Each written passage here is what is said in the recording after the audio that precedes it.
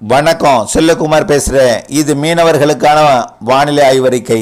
அதிகாரப்பூர்வ வானிலை அறிக்கைக்கு இந்திய வானிலை ஆராய்ச்சித்துறை அறிக்கையை பார்க்கவும். 2021 ஆகஸ்ட் 2 திங்கட்கிழமை மாலை 5 மணி மீனவர்களுக்கான ஆய்வறிக்கை. மன்னார் வளைகுடா பாக் ஜலசந்தி பகுதிகளிலே காற்றின் வேகம் அதிகரித்திருக்கும்.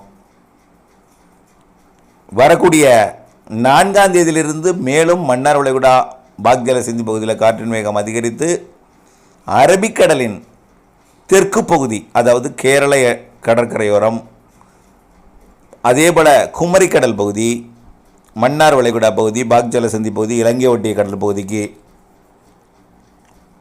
இன்னும் சொல்லப்போனால் பாகிஸ்தான் ஒட்டி குவிந்திருக்கக்கூடிய காற்று படிப்படியாக 4ஆம் தேதியிலிருந்து அரபிக்கடலின் அனைத்து மாநிலங்களுக்கும் பகிர்ந்து மிதமானது முதல் சற்று பலமான காற்று, ஈரக்காற்று, மழையை கொண்டு வரும் காற்று வர இருக்கிற காரணத்தினால அரபிக்கடலின் மகாராஷ்டிரா, கோவா மற்றும் கர்நாடகா, கேரள கடலோரமும் குமரி கடலோரமும் மேற்கு காற்று வலுவாகவே சிறு படகுகள் இயக்க முடியாத அளவிற்கு பெரிய படகுகளுக்கு சவால் விடும் காற்றாக இருக்கும். தொடர்ந்து அந்த காற்று 12ஆம் தேதி வரைக்கும் தெரிகிறது அரபிக்கடல் பக்கத்தில். அதை விட அதற்கு மேலும் தொடர வாய்ப்பு இருக்கிறது. ஆனால் குமரிக்கடல் பகுதியில் கண்டிப்பாக 12ஆம் தேதி வரைக்கும் உண்டு. வரக்கூடிய 4லிருந்து 12ஆம் தேதி வரைக்கும் குமரி கடலுக்கு தென்மேற்கு பருவக்காற்று வலுவாக இருக்கும்.